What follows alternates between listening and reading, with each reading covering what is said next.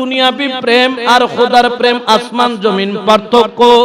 দুনিয়াবি প্রেম তোমাকে ধ্বংস করে দিবে। যেমন জেনে রাখেন, গত কয়েকদিন আগে পেলাম একজন নারী পুরুষের প্রেমে পড়ে তার দুধের বাচ্চাকে ঘরের মধ্যে 16 দিন রেখে চলে গিয়েছে।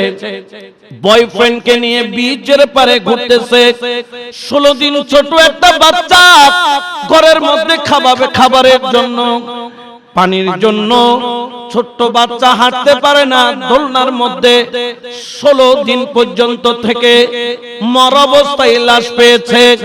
ওরে দুনিয়ার প্রেমিক, দুনিয়ার প্রেম তোমাকে ধ্বংস করে দিবে। কিন্তু জেনে রাখো, আমার আল্লাহ বলেন, কুলিন কুনতুম তুহিব্বুনাল্লাহ, যে আমি আল্লাহর সাথে প্রেম করতে চাই, ও বন্ধু বলে দাও সে যেন আপনি নবীকে মহব্বত করে, আপনি নবীর ইত্তেবা করে, আপনি নবীর প্রেম অন্তরের মধ্যে রাখে। আমি আল্লাহ ওয়াদা করলাম, যেই ব্যক্তি নবীর ইত্তেবা করবে, যেই ব্যক্তি নবীর প্রেম অন্তরের মধ্যে রাখবে, ওরে দুনিয়ার মানুষ জেনে নাও, এটা নবীর প্রেম নয়, নবীর প্রেম নয়। মাদাম বিবির হাটের জমিন থেকে ইয়া রাসূলুল্লাহ বলে চিৎকার মেরেছো, এটা শুধু নবীর প্রেম নয়।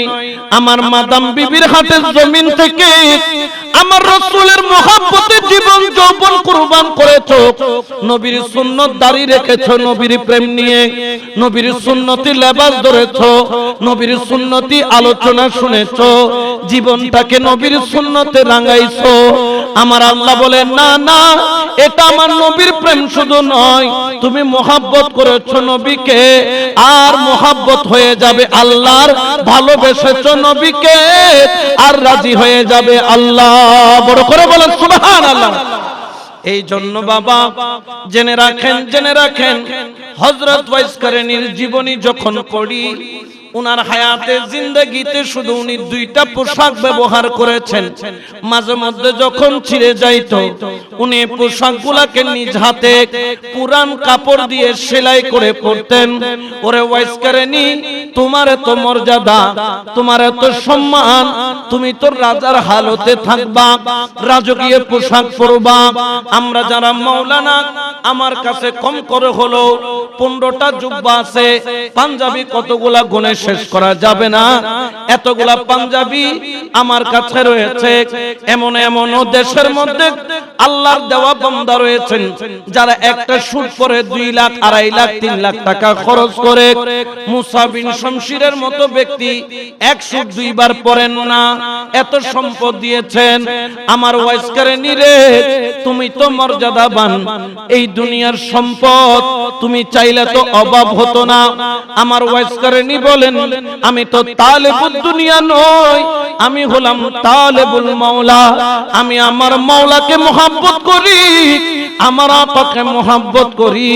আমার মাওলা যেভাবে রাজি, আমি ওয়াইস কারনী সেভাবে থাকতে রাজি। বড় করে বলেন সুবহান। এই দুনিয়ার মানুষ আল্লাহর উপর মহব্বত, আল্লাহর প্রতি মহব্বত, রাসূলের প্রতি মহব্বত রাখো। ঈমান যদি কমজোর হয়ে যায়, তোমার দুনিয়াও বরবাদ, আখিরাতও বরবাদ। এই জন্য আমার ওয়াইস কারনী রাদিয়াল্লাহু তাআলা, তিনি জীবনের সব কিছু ছেড়েছেন, কিন্তু কয়েকটা জিনিস তিনি ছাড়েন নাই। 1 নম্বর হলো রাসূলের মহব্বত, 2 নম্বর হলো ইবাদত, 3 নম্বর হলো মা বাবার খেদমত। সুবহানাল্লাহ বলেন।